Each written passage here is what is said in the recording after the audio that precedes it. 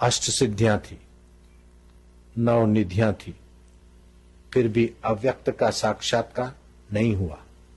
राम जी के बिन शर्ती शरणागत हो गए। अष्ट सिद्धि, 9 निधि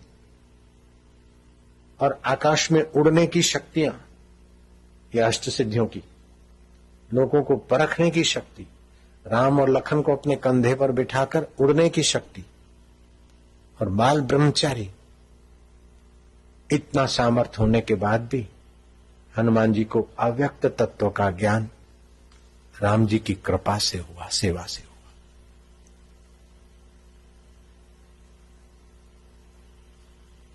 जितना व्यक्त को देखते हो, सोचते हो, सच्चा मानते हो, उतने ही तुम छोटे हो जाते हो। चाहे कितना भी धन हो, तनावग्रस्त हो जाओगे, सत्ता हो, भयग्रस्त हो जाओगे, सुख हो। लखनऊ में तो बाहे पे बरे मानू पे तपन, बाहर तो तपते लेकिन भीतर से भी व्यक्त में आसक्ति रखने वाले तपेंगे। इसलिए अव्यक्त का ज्ञान बहुत जरूरी है, अव्यक्त की प्रीति जरूरी है। श्रद्धा वह रसायन है कि जिसको कभी देखा नहीं, चखा नहीं, सूंघा नहीं, सुना नहीं, ऐसे परमेश्वर के बारे में चल पड़ना, ये श्रद्धा की ताकत है। श्रद्धा पूर्वा सर्वधर्मा, सारे धर्मों में मूल श्रद्धा। मनोरथा फलप्रदा, मनोरथ को पूर्ण करने वाली और फल को देने वाली। श्रद्धया साध्यते सर्वम, श्रद्धया तुष्यते हरि, श्रद्धा से सब साधा जाता है और श्रद्धा से हरि संतुष्ट होता है।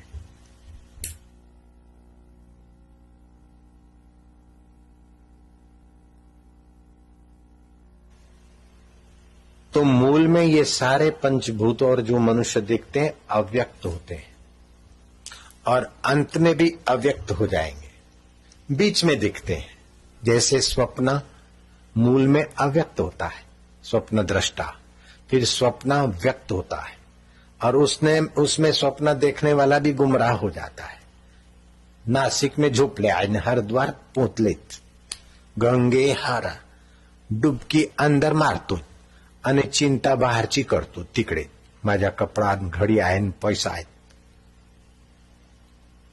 तो स्वप्न में भी अंदर बाहर जाता है कि नहीं, हो तो कि नहीं होता है। तो ऐसे यहां भी अंदर बाहर होता है, लेकिन बाहर भी व्यक्त है, अंदर भी व्यक्त है। उस दोनों को जानने वाला मैं अव्यक्त हूं। जिसने कल के रोटी सब्जी के स्वाद को देखा, उसी ने रात के नींद के स्वाद को देखा और उसी ने स्वप्न की दृश्य देखा। वो अव्यक्त आत्मा है, जो दिखा उसी के बल से दिखा। तकदे बाजीनू, बाजीगर नू कोई नहीं तकदा। पंजाब के संत बोलते तकदे बाजीनू, ओ मरदे फंस दे, ओ पटक मुए पेदू बिना, ओ भटक गए। भेद समझाए ने वाले गुरु की कृपा के बिना भटक गए। भटक मुए पेदू बिना, तकदे बाजी नू, बाजीगर नू कोई नहीं तकदा। ये सारी बाजी है, ये सारा खेल है। जैसे अव्यक्त आत्मा का खेल व्यक्त स्वप्न है, ऐसे अव्यक्त परमात्मा का खेल ये दुनिया है। और परमात्मा के लक्षण वैदिक ढंग से अगर खोजो तो तुम्हारे में ही घटते हैं।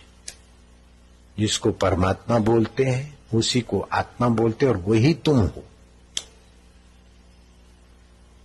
मन तू ज्योति स्वरूप, अपना मूल पिछान।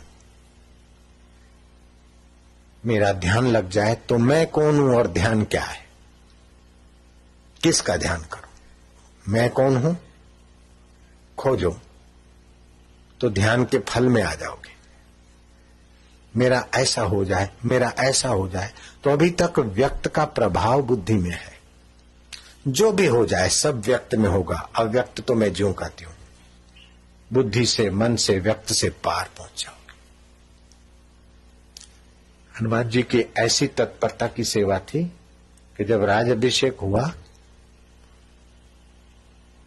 तो रावण ने जो कीमती हीरे संभाल रखे थे बड़े भारी, उन्हीं हीरों का हार बनाकर विभीषण राम जी के राज अभिषेक में भेंट करने आया।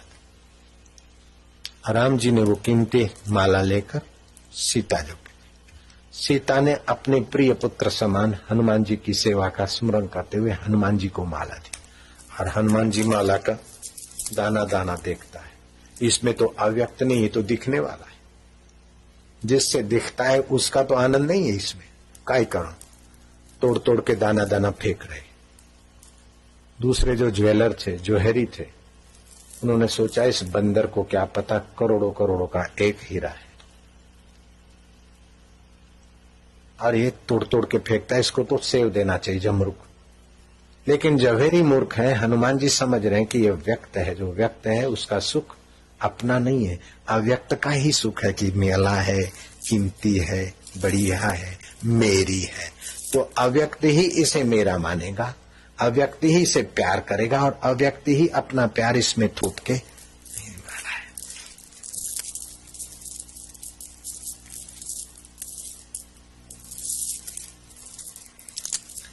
मैं कैसा लगता हूं, मेरी माला कैसी, ये आप ही तो उसको सत्ता दोगे। और दूसरा बोलेगा बहुत बढ़िया है, अच्छी है, तो उसका भी अव्यक्त ही तो इसमें प्यार भरेगा। आपने सुंदर मन चाही मिठाई खाई, जीभ व्यक्त है, मिठाई व्यक्त है, लेकिन अव्यक्त की सत्ता से ही बोलोगे मजा आया। अगर अव्यक्त का डिस्कनेक्ट कर दो, गहरी नींद में मन सो जाए, जलेबी रख दो मुंह पे, क्या मीठी लगेगी। जो अव्यक्त है वो ज्ञान स्वरूप है, जो अव्यक्त है वो चेतन स्वरूप है, जो व्यक्त है वो जड़ है, जो व्यक्त है वो अज्ञान स्वरूप है, जो व्यक्त है वो दुख स्वरूप है।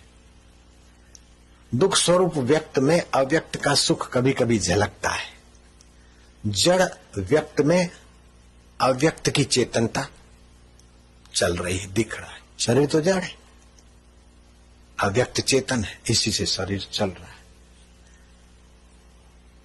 शरीर मूढ़ है, लेकिन इसी अव्यक्त का ज्ञान से शरीर में ज्ञान है। बुद्धि जड़ है, मन जड़ है, प्रकृति की चीज है, उसमें अव्यक्त चेतन की चेतना है। सत्वगुण होता है तो भजन, ध्यान, त्याग, ज्ञान का प्रकाश विशेष होता है। रजोगुण होता है तो लोभ, लालच, काम, क्रोध, दूसरे को दबोचना और आप बड़ा बनना। तमोगुण होता है तो शराब, कबाब, आलसी, तामसी जीवन गुजारना। ऐसे लोग मर जाते तमोगुणी। इस आदमी को बाहर निकाला जाएगा, खड़े हो जाओ साहब, वीआईपी, बाहर जाके रुमाल की हवा खाओ। तुम्हारा शरीर है, व्यक्त तुम्हारा मन है, व्यक्त तुम्हारी मति है। ये कुछ मेरी मूछें बढ़िया है, मेरा मकान बढ़िया है, लेकिन इसका गर्व करने की सब चलता है।